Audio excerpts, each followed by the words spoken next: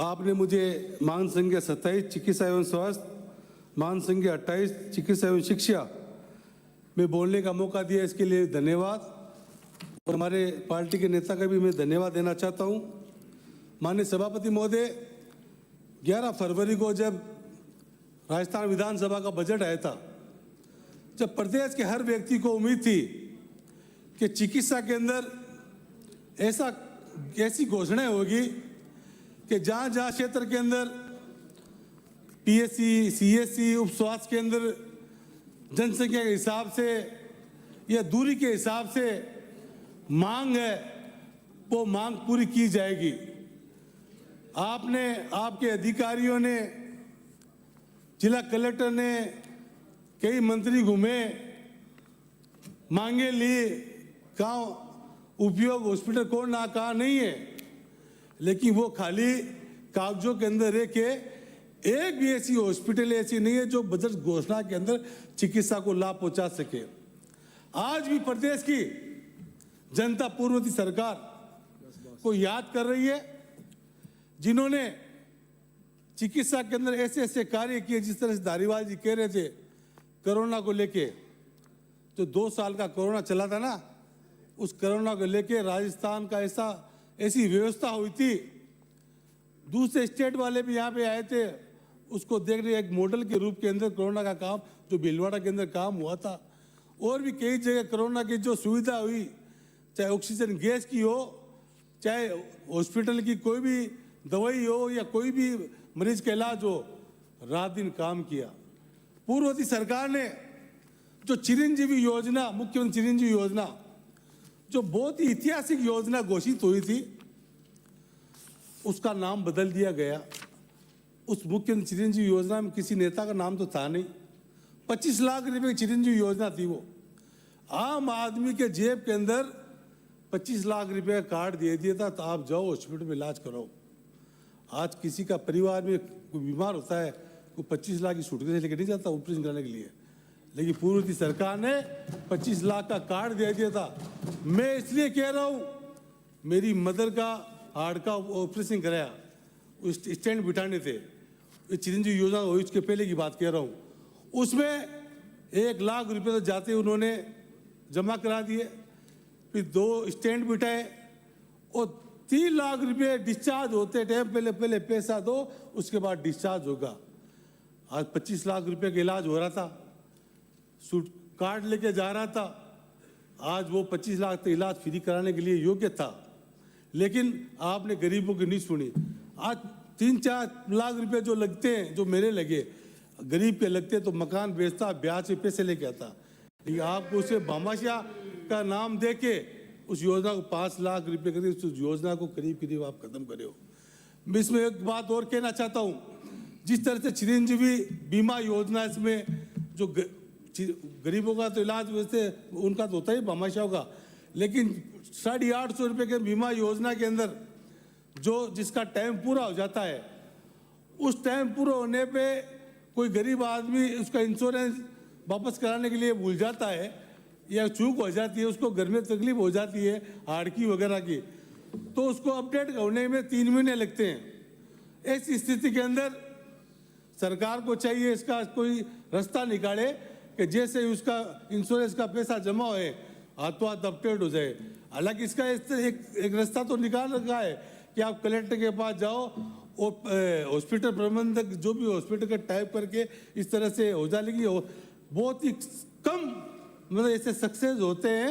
कई बार Saturday Sunday आ जाता है, उसको लेके भी ये आपकी जो भामाशाह योजना जो है उसको अपडेट नहीं होती है। ये भी इसका एक रास्ता निकालना चाहिए। मंत्री महोदय भी आ गए हमारे इसका चिरंजीवी योजना का ये आपको ये रास्ता निकालना चाहिए। हमारी सरकार ने राइट टू हेल्थ का कर दिया था। आज राइट टू हेल्थ कहाँ पे है? हॉस्पिटलों के अंदर दवाई नहीं है, जांचें नहीं हो रही है, कोई राइट टू हेल्थ नहीं है। लोग धक्के खा रहे हैं, भीड़ पड़ रही है, कोई भी हॉस्पिटल की कहीं पे भी कोई ऐसी कोई व्यवस्था नहीं है।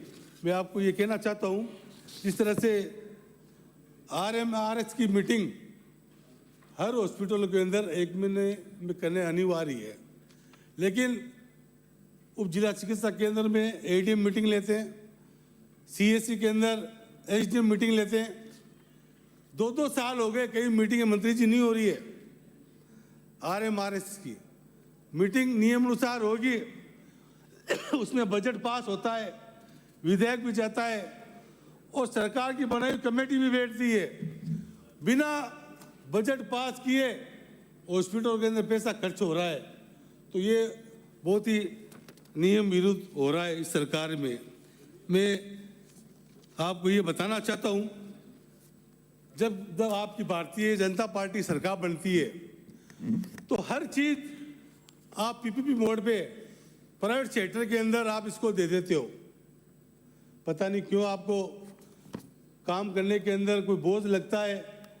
अगर आप सक्षम नहीं हो तो मतलब वो क्यों ये इस तरह से बोझ लेते हो। मेरा कहना ये है, जिस तरह से कांग्रेस सरकार द्वारा 7 अप्रैल 2013 को मुख्यमंत्री निःशुल्क योजना शुरुआत हुई थी, जिसमें अंतर्गत PSC के 15, CSC के 37, DHSDC के सैटेलाइट हॉस्पिटल 56 मलमूत्र खून की जांचें निःशुल्क होती थी। उन मरीजों को जांचें निजी हॉस्पिटलों में, निजी डायग्नोस्टिक सेंटर में अब नहीं जाना पड़ता था, मरीजों को 1000 रुपये देने पड़ते हैं। लेकिन जैसे आपकी भाजपा सरकार 18 से 13 बनी तो आपने ये सारी की सारी निजीकरण के अंदर उस टाइम भी दे दी और PPP मोड के अंदर हॉस्पिटलों का निजीकरण किया गया। और जिस तरह से इस बार हमारी सरकार ने 2013 के चले मुख्यमंत्री निःशुल्क जांच योजना के निजी हाथों में देने का काम किया। इसी निजीकरण शुरुआत अपने राजस्थान के 42 mother lab, 135 hub lab, 1335 score case lab बनाने हेतु message TCIC new Delhi and message Krishna diagnostic limited Poona के साथ में आपने 5/8/2025 को अनुबंध किया गया और ये थायराइड कैंसर शोध की जांचें की जाएगी। इस तरह से आपने वापस एक आदेश निकाल दिया कि इसको इस तरह से ये किया जाए।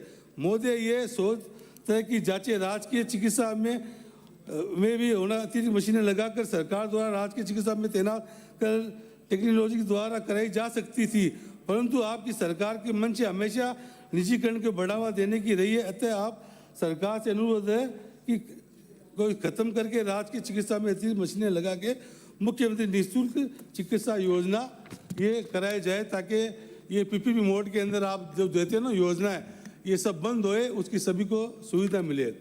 एक जो सबसे बड़ी समस्या सभी वक्ता बोल रहे हैं, चाहे पक्ष के विपक्ष के, RGHS जो ये योजना है, ये हमारी पिछली सरकार ने पेंशन, राजकीय अधिकारी, कर्मचारी एवं विधायकों को निःशुल्क इलाज सुगमता से प्रदान करने के लिए RGS राजस्थान स्वास्थ्य योजना शुरू की थी। आपकी वर्तमान सरकार इस योजना को बंद करने के उद्देश्य योजना के अनुबंध मेडिकल स्टोर हॉस्पिटलों को भुगतान 8 से 10 महीने बीत जाने के पश्चात भी नहीं कर रही है। इससे निजी दवा विक्रेता आर्थिक तंगी से चलते RGS लाभार्थी को सुचारू रूप से निःशुल्क दवा देने में सक्षम हो रहे हैं। वर्तमान में प्रदेश भर में अनुबंधित मेडिकल स्टोर हॉस्पिटल के भुगतान हेतु आपकी सरकार ने अरबों रुपए का भुगतान रोक रखा है, जिसके जयपुर सहित प्रदेश भर के सैकड़ों तादाद में अनुबंध हॉस्पिटल अभी तो 3-4 मिनट हुए, घंटी क्या बोलते हैं। शीघ्र समाप्त करो। शीघ्र समाप्त कर दो, 1-2 मिनट में समाप्त कर दो। हाँ तो हमारा मांगा बाकी साहब, चलो मांग करो आप तो डायरेक्ट। मैं मंत्री जी हमारे जिले से आते हैं, क्यूसर से, आपसे ये कहना चाहता हूँ 20 मिनट ही बोला कि जिस तरह से हमारे मकराना में प्राथमिक स्वास्थ्य केंद्र बेसरोली रानी गांव मन्नाना स्वास्थ्य केंद्र को उन्नत करने की घोषणा की मैं मांग करता हूं, क्योंकि बेसरोली के वाले अभी भी धरने पे बैठे हैं और आपके उपखंड मुख्य अधिकारी की रिपोर्ट भी है, 50,000 की आबादी है वहाँ पे CSC बेसरोली में खोलने की आप कृपा करें। और मकराना जहाँ पे 900 खाने हैं वहाँ पे 150 बेड का 100 से 150 बेड करने की कृपा करे। ट्रोमो सेंटर खोलने की और ब्लड बैंक खोलने की घोषणा करे। उस स्वास्थ्य केंद्र सभापुर, कोला डूंगरी, इंदो का बाजोली, सनावड़ा, डोबरी कला, रामशाह, काड़िया, सफेद, बरवाली, आसरवा, चावंडिया को प्राथमिक स्वास्थ्य केंद्र खोलने करे। 2 लाख की आबादी वाले नगर परिषद क्षेत्र में मकड़ा, करवा चौक, इकबालपुरा, नवाज ढाणी भाटीपुरा शगन सिंह को ढाणी विराजे गणना करे। हो गया।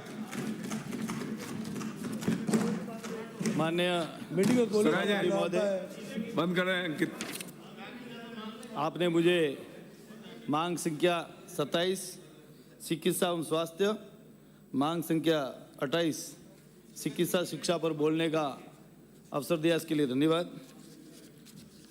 माननीय सभापति महोदय, सभी के मन में विचार है कि पहला सुख निरोगी काया, उसी भाव को लेकर राजस्थान की सरकार आगे बढ़ रही है।